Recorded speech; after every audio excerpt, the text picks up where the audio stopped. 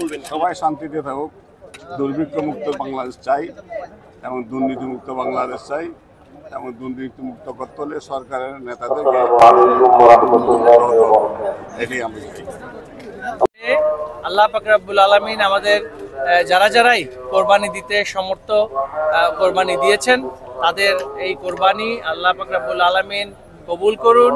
আর যারা কোরবানি দিতে পারেননি তারা আগামীতে যাতে করে কোরবানি দেওয়ার তৌফিক তারা অর্জন করেন সেই প্রার্থনা, সেই দোয়া আল্লাহ পাক রব্বুল আলামিনের কাছে আমরা করেছি।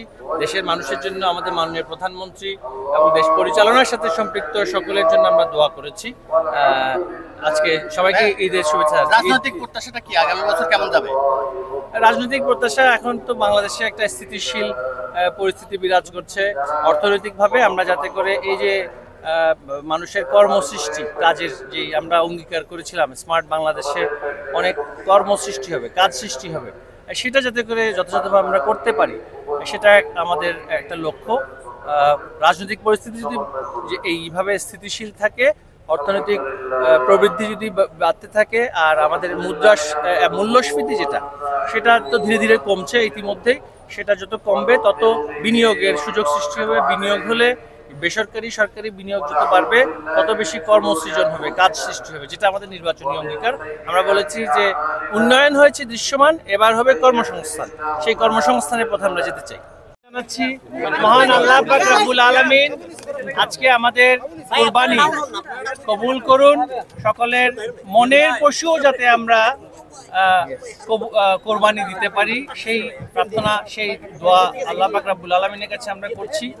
পাশাপাশি আমাদের মাননীয় প্রধানমন্ত্রী জননেত্রী শেখ হাসিনা, যিনি আমাদের স্থিতিশীলতা, নিরাপত্তা এবং শান্তির প্রতীক, তার জন্য আমরা আল্লাহ পাক রব্বুল আলামিনের কাছে দোয়া করেছি।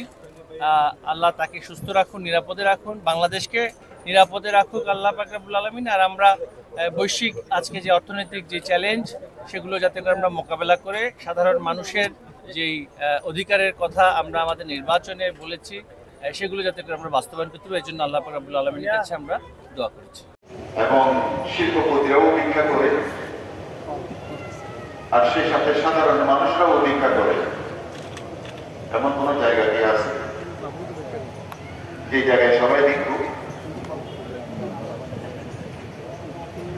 কারণ একটা ক্লাসিফিকেশন তো আছে, একটা শ্রেণী বিভক্তি আছে। কোন জায়গা আছে সেরকম নাই। তো নাই বলাটা যতখানি সহজ, আছে বলাটা ততখানি সহজ না, কিন্তু আছে। প্রতি হন, সাংসদ হন এবং উচ্চ